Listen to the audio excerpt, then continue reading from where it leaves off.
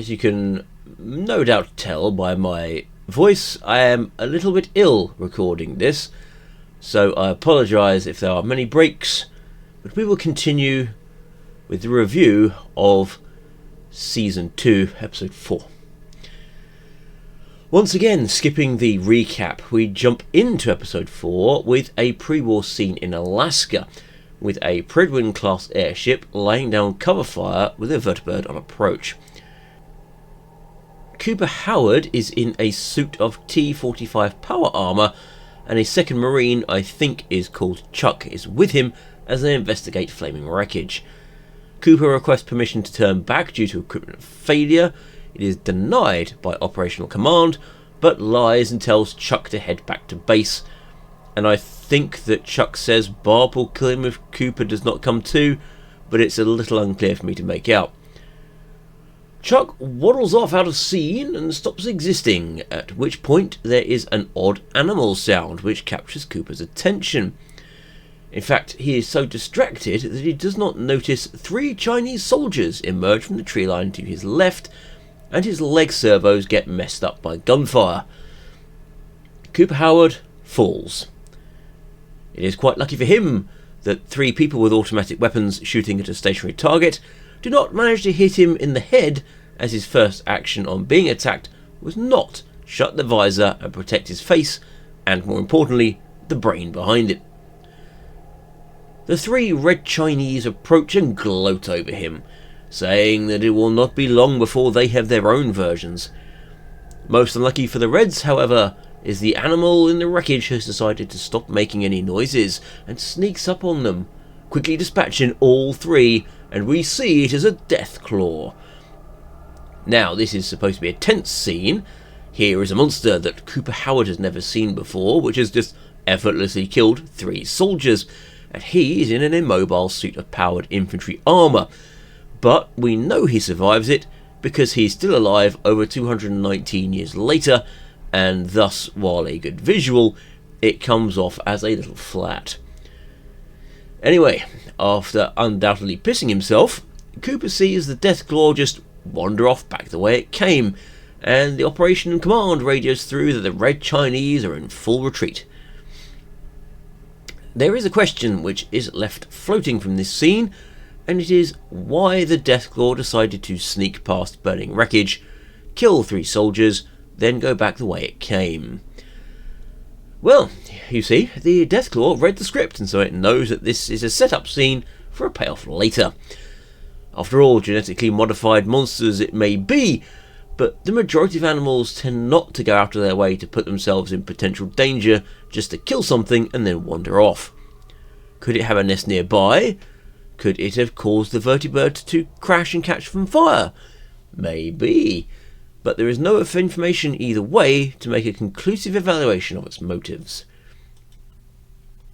Title card rolls and we get a mirror scene switch from Cooper Howard laying disabled in the snow to Paladin Harkness laying on the floor with his head caved in. Joke time! Thaddeus, ex-Brotherhood member, does not care that Maximus just killed another brother and wants to get back to work. We hear a vertibird on approach and Thaddeus still does not care and suggests Maximus leaves. Maximus tries to make the argument that Thaddeus, who is busy right now trying to gather up bottle caps, pretend to be Harkness. Not even an appeal to do it to save the kids gets through, as Thaddeus says he is great at running away. It is only when Maximus says that running away is sometimes not the best thing that it seems to work. For some reason. We have here a man using 22-hour-a-day child labour to get rich, who has just stated he wants to run and hide, being swayed by the equivalent of a "nah-uh" argument. Outside we have random night number, I don't know, 10 at this point, let's go with that. Random night number 10 is just hanging around as Maximus emerges. He says the Elder Cleric is pissed that Maximus and Harkness randomly left, and Maximus makes an excuse of vertibird trouble. Random night number 10 asks for Harkness, and it's joke time. Thaddeus tries multiple times to walk through a door too small for the power armour, and Random Knight number 10 does not get suspicious at all. Nope, this is an experienced soldier from the Commonwealth who has just forgotten how to walk through an open door, apparently. This is despite there being a door big enough, as shown in the previous episode, for 2 power armor soldiers to move through at the same time. Anyway, they head off, and presumably the bottling plant kids stop existing with the world of the show due to being off camera. Next scene, and we have a crude IV drip hooked up to Lucy, who is slowly coming around. We see that she and Ghoul Howard are back with the NCR Rangers outside of Prim. I would ask why the Legion is not here, given the information shown during the previous episode was Ghoul Howard selling them out to the Legion in order to get Lucy back, but perhaps he gave them incorrect information and they just accepted it without verification. Lucy, of course, does not know who the NCR are, and Old Ranger tells her they're from Shady Sands. This prompts her to get up and make excuses to leave. Rodriguez says that some arsehole saw civilization and burned it down, and we get the trailer scene of her asking if Lucy is looking for someone she cares about or someone she hates, with Ghoul Howard chipping in that it is a good question. Lucy half dodges the question, saying someone who has hurt a lot of people and that they will bring them to justice. Due to having too many supplies, Rodriguez gives Lucy all their spare guns. Lucy and Ghoul Howard pack up and head off. Back to Vault 33, and we get to see Reg's Incest Club being in full swing, with drinks and party food flowing. Heavyset Woman says that the water cooler is empty, and Reg gathers the cans and leaves to refill them. Cut to people rationing water for hydroponics, overseen by Betty, with Reg entering the scene with a blissful unawareness of the contradiction to his party. She is unhappy that his club is draining resources that she has rationed, with him saying that she signed off on their budget, and besides, people like him more than her. Reg almost appears to be growing a spine as he dismisses her argument and leaves to get more water. Presumably this scene will link to another trailer shot of someone having a party, but that is not in this episode. With a 2-minute scene over, we jump right back to Lucy and Ghoul Howard walking through random scrubland number 4, with Lucy complaining that the air is itchy and heavy. Lucy is getting a bit jittery, and Ghoul Howard reveals that she is addicted to Buff Out due to being hooked up on it for 2 days. Lucy flippantly says she can just quit drugs, but folds instantly. Ghoul Howard gives her 2 options: tough it out for a week and feel like shit, or take more drugs. She goes with option number 2. It is during this exchange that we see 2 things. 1. Buff Out are pills, which means that the NCR Rangers must have crushed up a whole bunch of them and put them in her IV drip, and 2.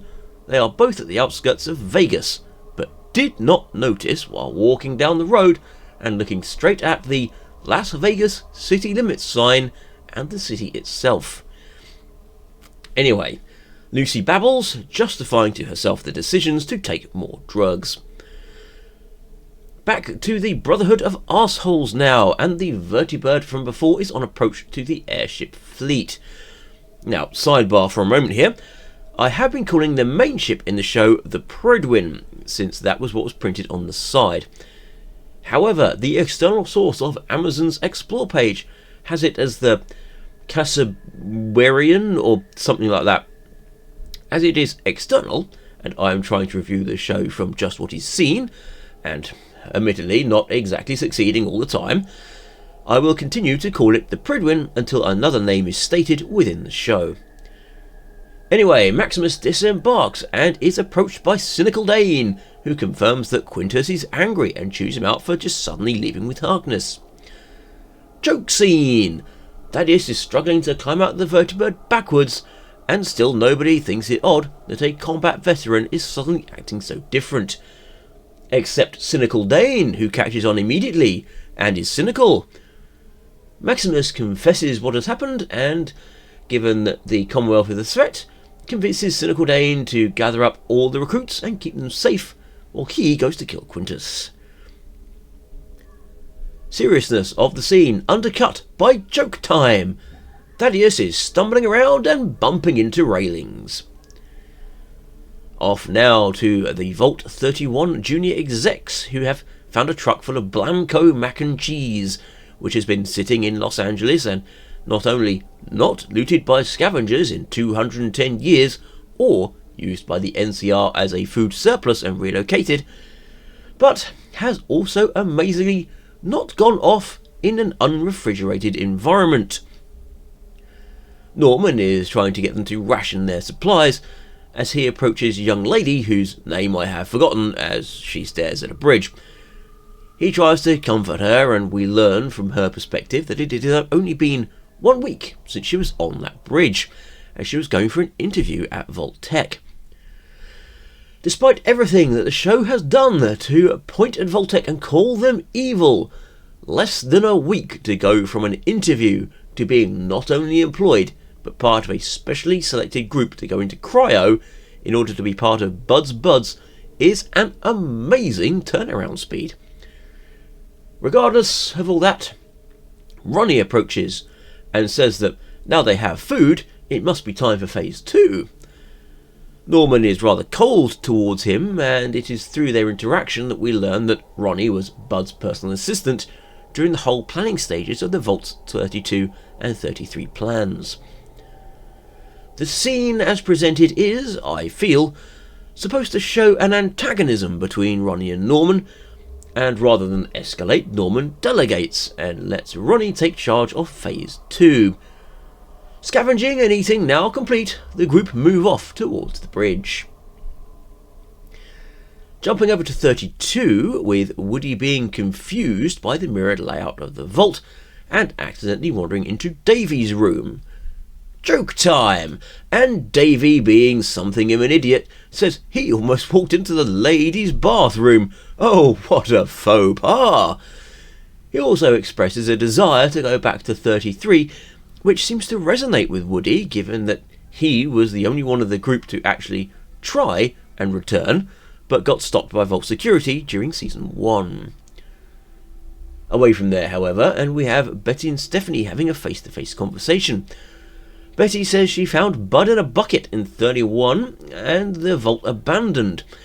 This is not true, as I outlined during the related scene in episode 2, as there are still quite a few pods unopened and still active, which is probably due to a green screen effect. Regardless, Stephanie does not care because she has power now, you see. She refuses to give access to 32's water, even with Bud being dead, as they are trained to survive, and that means looking out for themselves. She even uses protecting her baby, Chet Jr., which she has previously shown to not care about, as an excuse. It seems that in an ironic twist of fate, Bud's plan to white out all the factions has resulted in his experiment forming factions. Not bad show, not bad at all. Still, Stephanie seems to relent a little bit, saying that if Betty gives her Hank's keepsafe box, then she will consider giving 33 access to 32's water.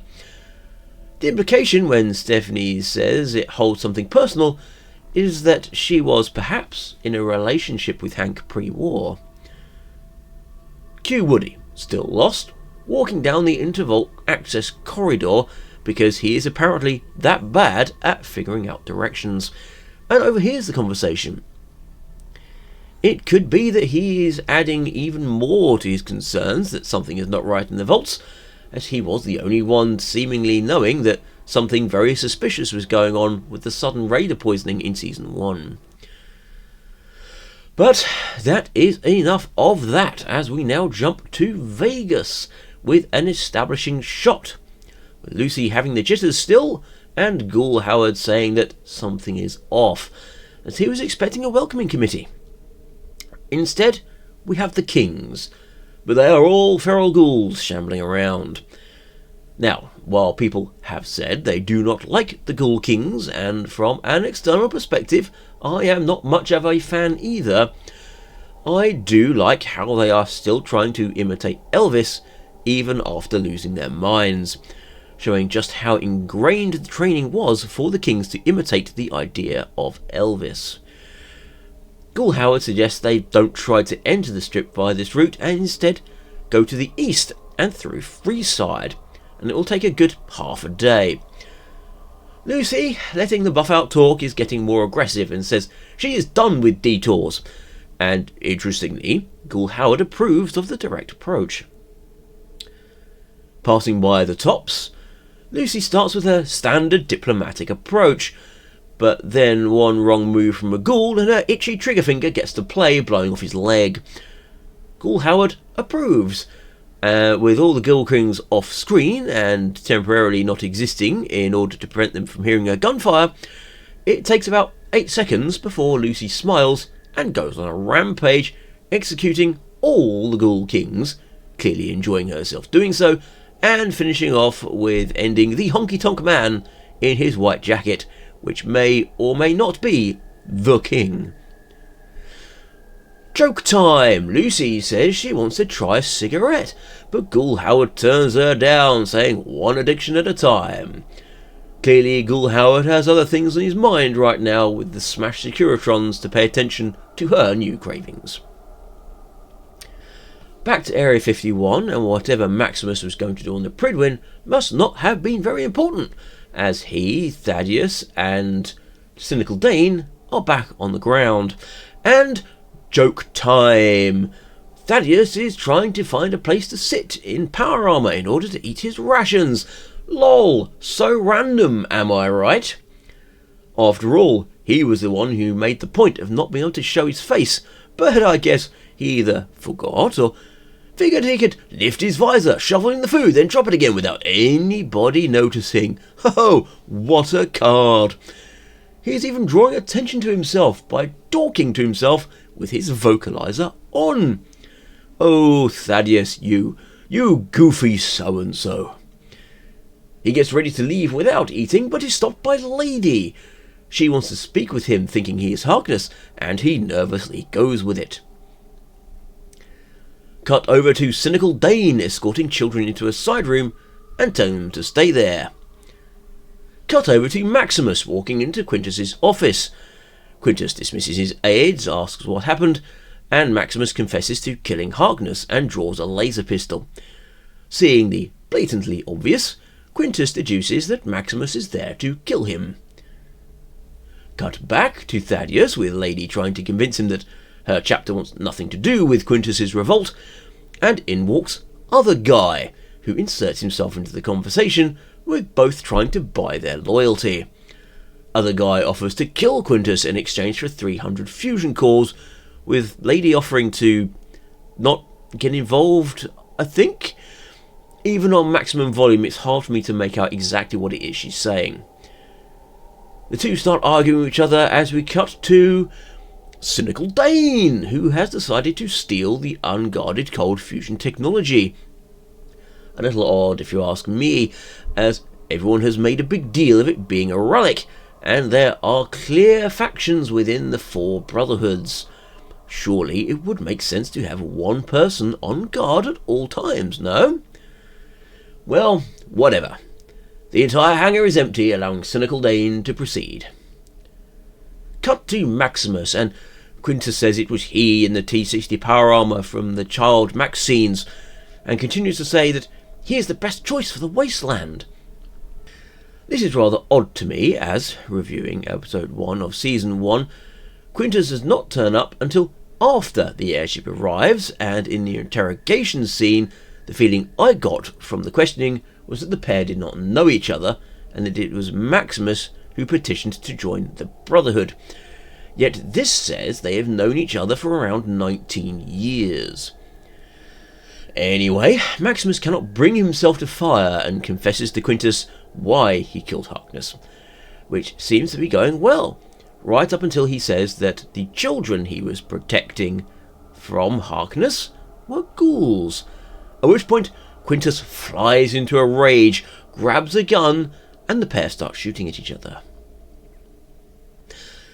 While this scene is going on, we jump back and forth with Thaddeus and yet another joke time, as he is having a panic attack, and Lady offers to raise his visor, but he stops her. Platehead storms in and says the relic is stolen, and Lady takes this chance to stab other guy in the mouth. Platehead opens fire, and joke time! Thaddeus walks out of the scene with a "gotta go," and nobody tries to do anything about it. The scenes all converge as Maximus and cynical Dane meet up outside of Quintus's office. Dane tells him not to worry and not to be sorry for not killing Quintus, and hands him the cold fusion before Thaddeus comes stumbling in, and the two men flee Area 51. The pair have already been running for several minutes by the looks of it, as the next scene comes to light, as the 4 airships are opening fire on each other, with one going down in flames.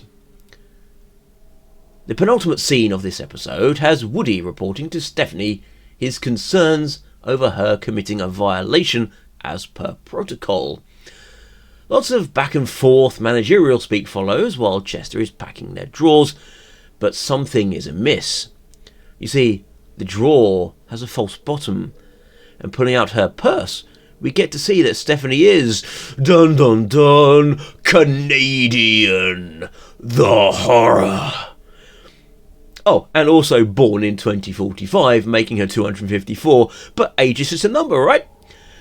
Well, the reporting being over, Woody makes to leave before asking what experiment Stephanie was talking about, getting told overseer stuff, and having the door shut in his face. Final scene, and it is now night time, with Lucy and Ghoul Howard entering the strip, with Gamora on their right, and both the Lucky 38 and Ultralux on their left. Since we can still see the tops behind them, that means it has taken them hours to open a door. Ghoul Howard once again says they should go to Freeside, which, as per their previous scene, is a good half day away from where they are now, and would mean they would get there in roughly the morning. Yet, neither do, as they wander around, with Lucy's Geiger counter going off as she finds some giant eggs. She jokes about the chickens being big, with Ghoul Howard seeming to recognise what these eggs are. We get an animal growl, and he starts to panic, but Lucy, still high on Buffout, does not care. The noises are coming from behind the closed doors of Gamora, and the tension rises in the scene until a giant clawed hand slowly opens the door, then rip them off their hinges entirely. Payoff from the start of the episode: it is a death claw, and this one does not give a shit about bricks, as it stands up to its full height and the building just disintegrates around it. Alas, the seriousness of this scene is undercut by one teeny tiny problem.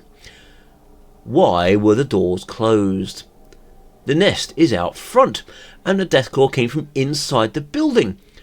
If it has been there for some time, then it will probably have travelled in and out of the building several times, and with the front doors being the quickest route to the nest, it strikes me as extremely unlikely that it would carefully open and close them every time it moved in or out of the building, only to just destroy them now. No, the only conclusion I can come to here is that this Deathclaw was spawned inside the building via an NPC trigger, and the door busting is just for spectacle. And that, as they say, is that. This episode I am going to score as a 3. Far too much emphasis on Thaddeus as comic relief in this episode for my tastes, with the acting being from a decent level at minimum to quite good in certain scenes. Teleportation magic seems to be in full effect in this episode, as you have both Lucy and Ghoul Howard teleporting from Prim to Vegas, and Max, Dane and Thaddeus teleporting from the airship to the ground with no connecting scenes. I am interested to see what they do with Ronnie and Norman in the Vault 31 crew, seeming as both are jockeying for the top position, as well as where they were taking Woody in 32. If you ask me, 33 could do without the incest club, maybe have it as some other subject, although it looks like it's going to end up as 33's faction split, the Life as Normal party versus the Austerity Betty survival side. Now, as for everything it got wrong. From the approximate location of the NCR encampment, you should be able to see NCRCF. Lucy appears to be using a modified radium rifle, which, if I am correct about, is a weapon designed by the Children of Atom, who are not on the West Coast. There is only one gate strip in New Vegas, and it is in Freeside, which the characters have not gone to. The layout of the strip is wrong. With the tops to the right and looking forward, you have a partition gate, and beyond that the Ultralux and Vault 21. When moving through the strip gate, Lucy and Gulhoward teleport to the east side of the strip, rather than the west, where they were coming from. The Vault 21 hotel and gift shop is not next to Gomorrah, it is next to the Tops Hotel and Casino. The Ultralux is not right next to the strip gate and before the Lucky 38. It is on the other side of the Lucky 38 and separated from it by the NCR monorail. Well, that is it for one more week. Thank you for watching and, more importantly, putting up with my sick voice. Please do join me again for episode 5, and until then, have a good day.